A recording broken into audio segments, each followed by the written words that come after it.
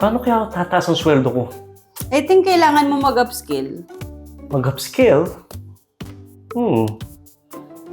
Aha! Mag-aaral ako ng Espanyol! Paano ako mag-aaral ng Espanyol? May trabaho ko, baka conflict sa schedule ko, at saka may kamahalan. Mag-check ka sa YouTube ito, SpanishprofPH. SpanishprofPH? Uy, ayos to ah! Teka, makapag-subscribe nga. Done! Yes! Ngayon, makapag-aaral ako ng Espanyol hanggang sa matuto ko. Let's go!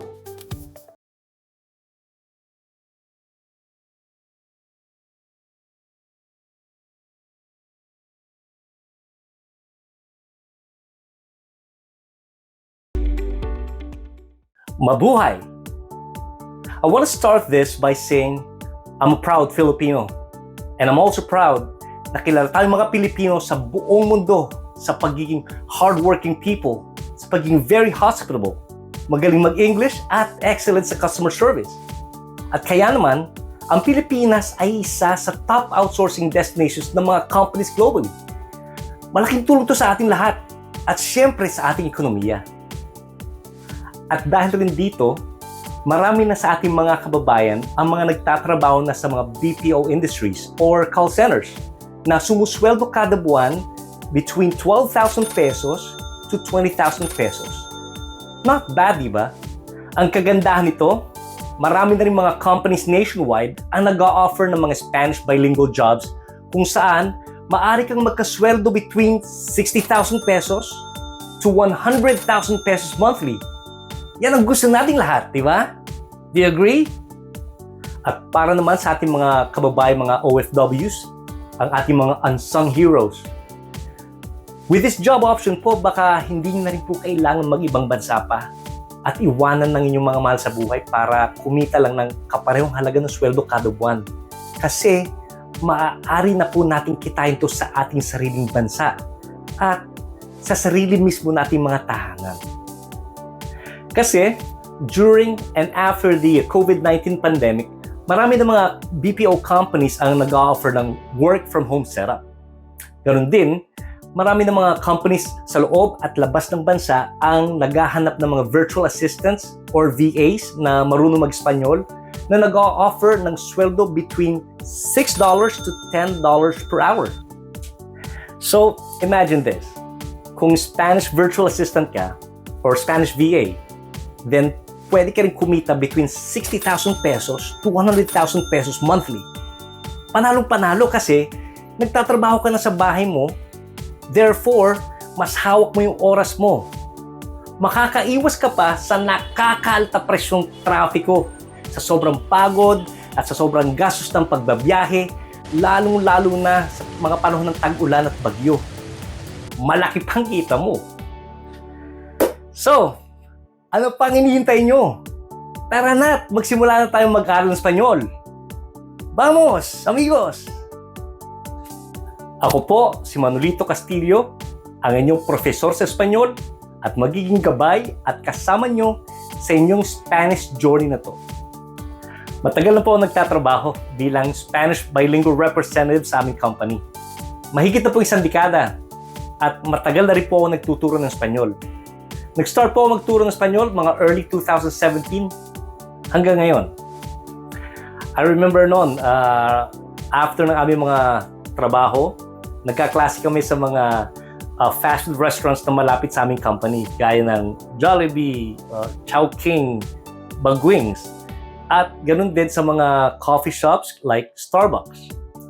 Subalit, natigil ang aming mga face-to-face classes dahil ng COVID-19 outbreak, kasabay ang pagtigil din ng buong mundo.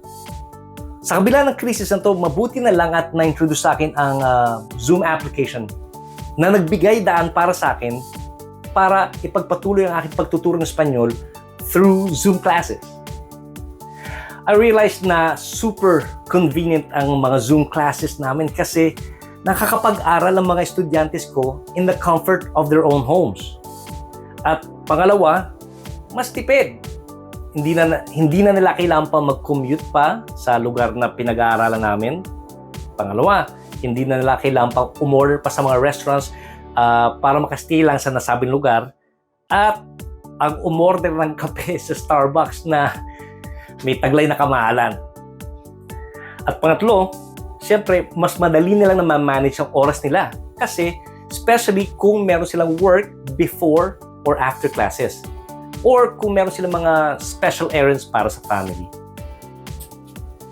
Napakarami ko na po mga estudyantes ang mga nagbago ng kanilang mga estado finansyal at estado ng buhay sa pagkakatanggap nila bilang mga Spanish bilingual representatives at mga Spanish VAs.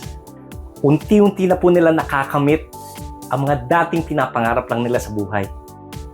At ito rin po ang hangarin ko para sa inyo lahat.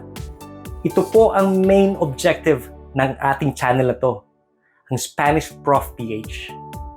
Ang mabigyan ng pagkakataon tayong lahat na makapag-aral at matuto ng Espanyol through this YouTube channel para sa ating self-improvement at para sa pagbago ng ating estado ng buhay.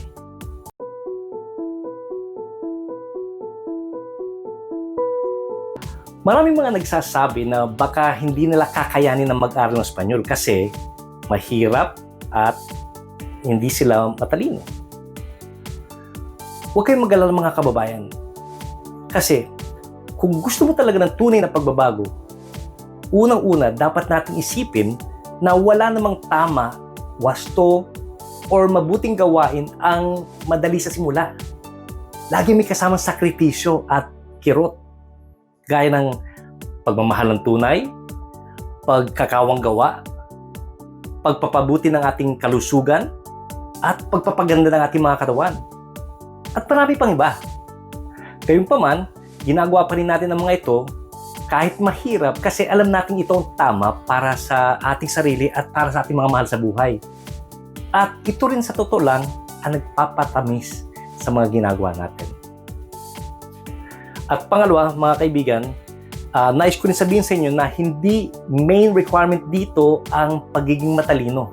Although, siyempre naman, advantage yun ang may angking katalinuhan ka para sa mabilis na pagkakaintindi at pagkakatuto ng mga leksyones. Pero para sa akin na matagal na nagtuturo nito, 3 lang ang kailangan natin dito. Una, ay dapat todo at buo ang determinasyon nyo para ma-overcome nyo ang lahat ng mga challenges na haharapin nyo sa pag-aaral ng Espanyol. Sigurado ako na maraming magdi-discourage sa inyo na gawin itong pag-aaral ng Espanyol na to. Maaring ang mga kaibigan nyo mismo or mga katrabaho or maging mga kamag-anak nyo ang magkikriticize sa inyo sa inyong progreso na pwedeng makahadlang or makademotivate sa inyo. Kaya't ito ang pakakatandaan lagi natin that you will never be criticized by someone who is doing more than you. You will only be criticized by someone who is doing less. So again, una, dapat ay todo at buo ang determinasyon natin. Pangalawa, dapat ay may disiplina tayo.